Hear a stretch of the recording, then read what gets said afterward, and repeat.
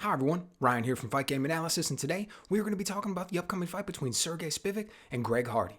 But before we jump into that, if you've been enjoying the content, please go ahead and click on the like button and also subscribe to the channel. Really appreciate your support. Alright, so we've got a fight coming up, UFC 272, first fight on the main card. We've got Sergey Spivak versus Greg Hardy. Now look, in all honesty, I wasn't the biggest fan of Greg Hardy when he came over to the UFC. Okay, and looking back at it, maybe it was the media that was clouding my judgment a little bit. I'm not quite sure. But the reason that I wasn't a big fan of dude, didn't really care for him too much, is because I felt that this was going to be a situation where he was coming over with an ego. He was a little bit overconfident, maybe even arrogant, cocky. He thought, hey man, I'm a world-class athlete. I was an all-pro NFL player. A linebacker / defensive end, if I remember correctly, which is a pretty athletic position. Okay? World-class athlete. I thought that he figured, I'm going to come over to the UFC. I'm going to do this fighting thing. These guys are a step below me as far as athleticism is concerned. Or this is a talent pool that is full of a bunch of guys who couldn't make it in other sports. It's going to take me just a little while. I'm going to pick up the skill set and I'm going to come out and dominate.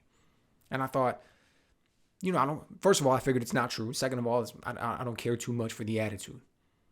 We had kind of already seen that story somewhat, a little bit almost with Brock Lesnar, and we saw quickly how his skills got surpassed as the sport evolved. He come out and his wrestling was so dominant, he was able to do some things, but quickly we saw that he was pushed to the wayside. The talent pool was just able to rocket past him. So I looked at Greg Hardy, and I'm not putting him in the Brock Lesnar, category by any stretch of the imagination.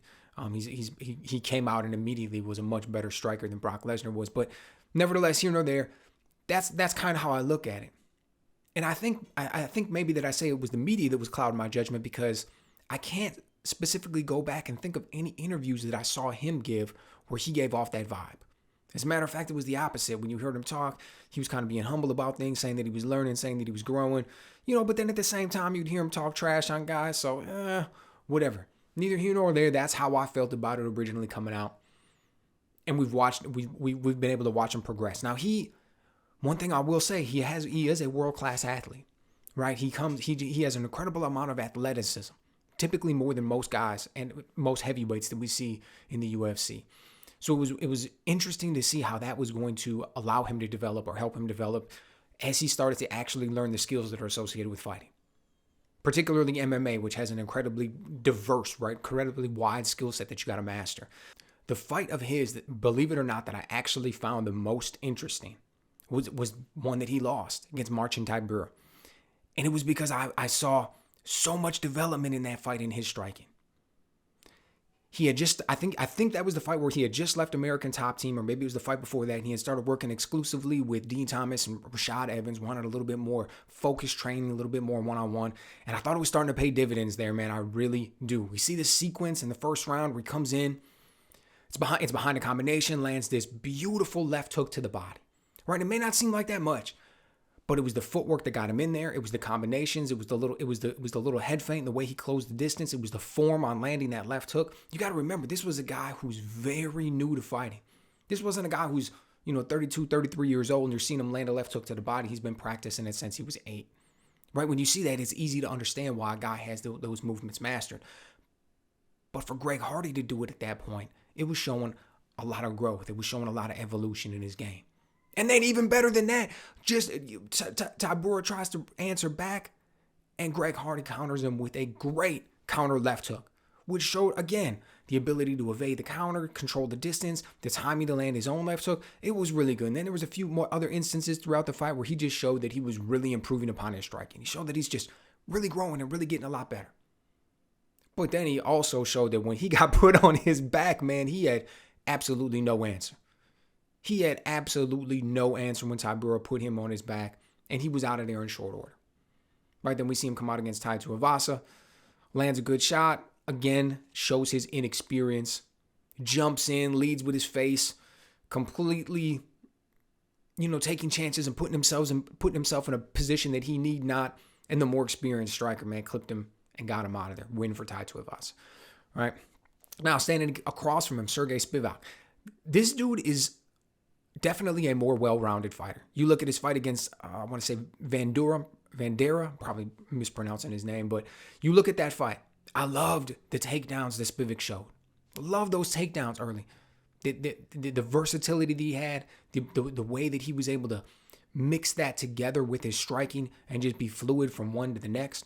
The striking that he uses and the understanding of distance and angles. He's got a fluidity and an understanding to his game that Greg Hardy just doesn't have. You can see that in a lot of ways he's at a higher level. You look at his fight with Olenek, he was in there against the clinch, just the when Olenek would try to get him with his back against the cage and he would be in there in the clinch, just the way that he was able to create separation with his forearm, get the underhook, turn out, work the jab and land combinations. Just all great stuff, right? You can tell that this man is highly trained. But then he comes out there in this fight, his last fight against Aspinall, Tom Aspinall, and that one worries me a little bit because, I wonder if that's going to be a foreshadowing to his fight with Greg Hardy. So Tom Aspinall, he's a heavyweight with a lot of speed, got some power. And Spivak just decided to put his back against the cage and wait. And that just allowed Aspinall to just get off with his shots, man. He was able to go in there and just be first, get off with his jab in that right hand, landed it a few times before eventually he was able to hurt him with the elbow and get him out of there. And I don't know if Spivak thought, well, this guy's fast, this guy's athletic, he's got some power, I don't want to get clipped. So what I'm going to do is I'm going to wait, I'm going to allow him to move first, I'm going to allow him to act so I can kind of gauge the speed and the distance. Sometimes, guys who have a counterpunching mentality can do that. Or they want to do that, and that's the route that they'll take. We saw early on, to take a boxing as an example, we saw early on that's the move that people took with Deontay Wilder. Didn't work out too well for him. We seen a guy like Alistair Overeem took that move with Francis Ngannou. It didn't work out too well for him. It's just, typically, that's not the way you want to play things. Typically, allowing a man who's got athleticism and speed and power to act first, and then you're going to be in that reactionary mode and try and slip out of the way of your shots and block them. And then once you gain that understanding of that speed and timing, you want to judge the distance a little bit more.